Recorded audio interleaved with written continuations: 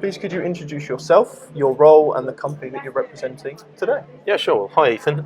My name's Rob Parkin. Nice to meet you. And nice meeting you. I work in the world of content and business development, all focused on the theme of crew welfare. And I work for Bazeport, who we're sat on the booth of. And yeah, I've been in providing content to help improve the lives of seafarers for now nearly 3 decades, which is frightening to say. Yeah. But yeah, so I'm fascinated. It's a very interesting time to be working in the world of content because of connectivity and the digitalization of our wonderful marketplace. Yeah. And personal one, what brought you into this domain and what's kept you in it for as long as you have done? I find that extremely interesting. That's an interesting. So I went through university. I actually am a journalist. I'm a writer by trade. Sure. And it so happened I also studied German, and I found a little advert in Liverpool looking for a German-speaking editor to work on a newspaper that went to crew. And this is in the old days where connectivity on ships was very limited. Yeah. It wasn't like fibre-tastic connectivity as we expect now at home.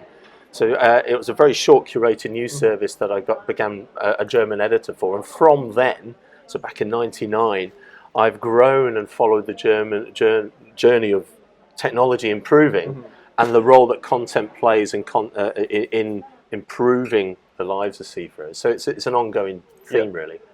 Seems to be interesting on your side to have kept you in the industry in the space for that long, and it makes sense as to why it's brought you to Bazeport. But could you introduce Bazeport in a bit more detail and what you guys specialise in? Yeah, sure. So yeah, the journey, it's a symbiotic relationship. Content and connectivity belong together, 2 sides of the same coin. And through the journey, as connections on ships have improved, and we're in this massive disruptive period now, a new chapter of connectivity and digitalisation, I joined Bazeport 3 years ago. And Bazeport are one of the forerunners in providing a very focused information entertainment system that goes on to ships or professional assets, if you like, entities. And when I say that, we're all familiar with the entertainment system in a hotel, perhaps, or on an aeroplane. Well, we focus primarily on ships and shipping, oil rigs, right through to the smaller cargo container vessels. And I joined really to help the company grow in the deep sea market area. So Bazeport, been in existence since 2013, doing very, very well in the offshore market, big assets, big floating assets. But I'm coming to help grow the market share in this market, the deep sea commercial shipping market. And it's been amazing, really. It's really exciting. And that's probably answers the question you asked before. Why am I still in it? It still excites me. Yeah, no, that's a really good answer. Well, really appreciate it. How important are connectivity, access to information, and digital experience becoming for the future of shipping? Well, it's always, I think, it's back to this theory of connection. And, you know, when we break it down into simple chunks, the human condition and wiring is that we are a sociable creature. Working at sea innately is a very unique working environment. You're isolated. So in the good old days of galleons, the relationship with your fellow crew and seafarers was critical for the well-being of your mind, body and soul when you're not working. As we've gone through time, the connectivity of ships has improved to the point now where we're getting to a near land-like experience at sea with the likes of the low Earth orbit, LEO connectivity options are available, which have disrupted the whole SATCOM market for ships because it's a lot cheaper, a lot faster. So suddenly we're in this reality of ships can now provide crew internet access that they would like and expect. But the challenge now is the door's opening. As the door opens to more data, more connectivity, more content. And in the world of content, not all content is equal, as we've seen at home. We have the Gen Z, the millennial generations, one of like yourself, sir, no doubt, right? Yes, indeed. Where you don't know the world pre-smartphone, pre-TikTok. And so it's a life expectation of what I have on a ship. And it's balancing the two. And what we find is, and I'm particularly interested in, having open internet access or the best internet access is not on its own a golden guarantee to good crew welfare. And one of the examples is better connectivity means you isolate more in your room.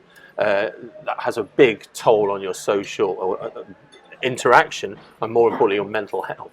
Yeah. And so it's about balancing what's available on a ship, what's possible, working offline sometimes, as Bazeport does. We provide a whole library of content that crew can watch together on their own, but also sharing information from the office. So it's curation, it's management, it's trying not to drown in the data flood that is upon us, really.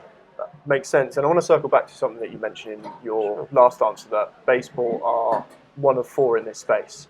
How do you differentiate yourselves, and what do you think Bazeport has that's unique against other platforms or other companies that are in the space? Well, this space that we work in, I now compete in various angles, but really it's about being able to curate and manage information.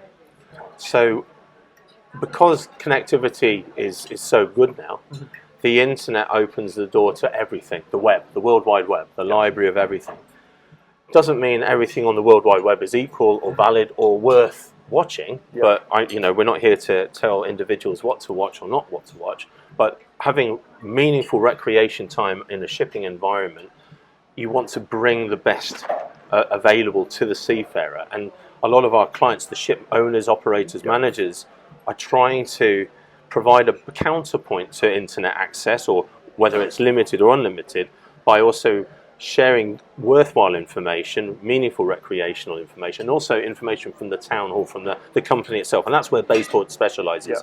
Ease of use, the ability to publish your own and blend it with the licensed latest movies from Hollywood or Bollywood.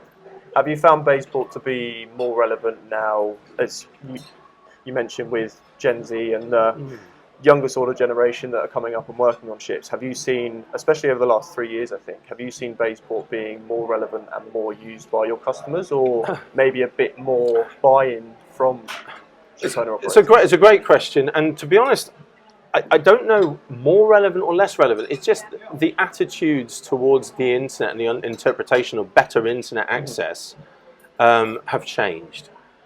In our larger offshore market sector, a lot of the clients, they have really brilliant connectivity, but use us for signage and information sharing on, for example, on an oil rig or an expedition cruiser, offshore support vessel. So we've always been relevant in sharing information. And perhaps a secondary thought is, hey, we want the latest films from Hollywood or wherever that may be. That's a great thing to add in.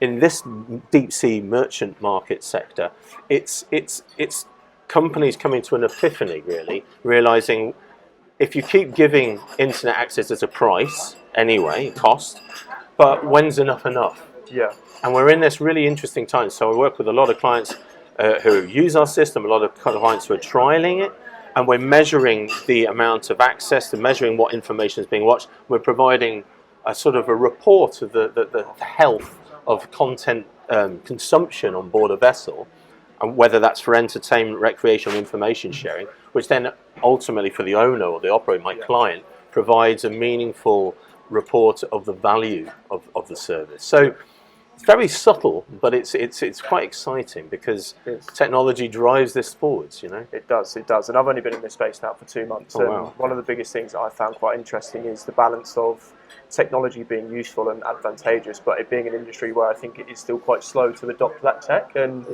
I've come from more traditional technology environments like fintech and health tech, and obviously I think on that side of it, tech gets adopted extremely quickly. It's very advanced and it's very forward, but shipping still seems to be on a bit of a backstep. I mean, that's a very astute observation. Shipping, in the general sense, is conservative with a small c, very slow adopters of new technology. And you almost follow the leisure market, the cruise market leads the way, and what creeps in there then finally ends up in the commercial shipping market. It's a very cost-sensitive industry as well. But you're right. But it comes through. It just takes a little bit longer. So, but that's part of the change in this whole digitalization journey. It's not going to slow down, especially with the reality of AI as well. There's just more content generation. The poor seafarer only has so much time in the day to absorb anything. So, this is where we're at now. It's definitely getting there, I think. What challenges do you find that ship owners and operators most focus on solving today, whether that be more general against the shipping and maritime space, or especially around crew welfare and connectivity, like you mentioned? Well, crew welfare is a great phrase, but it's sometimes, you need to break it down. What is crew welfare? The well-being of your people who work on a vessel. And of course, there's a mental health question there. There's a connectivity question there. There's a sense of purpose and belonging question, quality of food, exercise. It's a blend. I think since the pandemic of several years ago, it brought a focus back onto the crew, the story of the crew. It's sad to say, frequently crew, I still feel, are a forgotten vital asset to any company in the industry, because it takes a tragedy or some conflict or some big story to bring our attention back to who's sailing the ships. Yeah. Without crew, we're still in the reality there's no ships, no shipping, no logistics, no shopping. So I think companies are astutely aware. In the last few years, the mental health thing's been a very big focal point, but it should always be, of course. Yeah. It's just we're learning to talk about it more openly now. But yeah, connectivity is key, and that's a hot question now. What ship offers what connectivity to its seafarers? That can determine the success or failure of your recruitment program and the longevity of your operation, I believe. Cool. Perfect. But as someone that's been in the space for quite some time now, you've seen probably the maritime and the shipping space from a lot of different angles, from a lot of different avenues. What do you find that people outside the industry completely misunderstand about life and operations at sea? It's a great question, Ethan, and I think the reality is it's not so much misunderstand, even realise. I think people at home, on the street, shopping, living an everyday life, don't really understand the importance of shipping as an industry.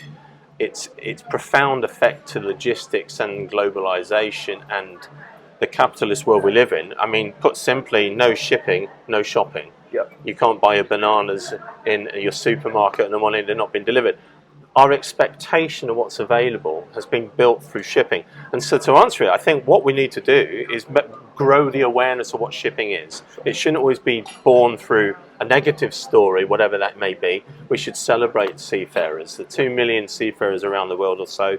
Without them, our lives would be unrecognisable to what they are today.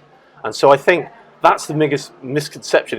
It's almost invisible. Yep. And our duty, we all work in this wonderful industry, is just to share that story. Did you know 90% of everything we touch, hold, take for granted is delivered by a ship? Without ships, it's a very different picture. And so I think that's it. Yeah. It's just invisible, and we need to bring some more light onto the challenges and the noble work of the wonderful seafarers around the world. I agree, and as someone that's very new to the space still, I think I came into it quite naively, and I didn't appreciate how much the economy relies on shipping and how much shipping relies on the economy. Yeah. It's such a massive industry that someone like me, who's very forward in tech, didn't understand. And I think until you get the opportunity to learn perspectives or you speak to people that are in the space, I don't think people will ever have that understanding. So it's really good that Bazeport are taking that step to share your knowledge and bring connectivity into an industry that likewise isn't. That's it. Open the door, share the story, connect, engage, and it is a very people-driven industry even today with all the wonderful technology. So that's my thoughts on that. I guess that really big question. Yeah, fantastic. Rob, really appreciate your time. No, nice being here. Thanks for the questions. Excellent. Pleasure.